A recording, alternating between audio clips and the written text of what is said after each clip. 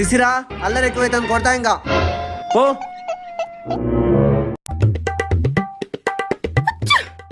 ఇందనా శిశిరా అన్నం తిన్ను, లేకపోతే బూచోడు వచ్చి పట్టుకొని పోతాడు. నీకు ఎక్కువైపోతావు, నువ్వు ఉండు, నీ పని చెప్తా.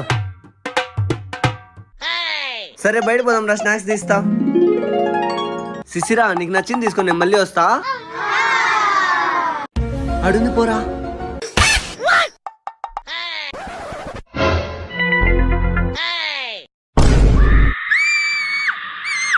నీ డాడీ చెప్పింది వినకపోతే నిన్నెత్తుకుపోతా. శిశిరా శిశిరా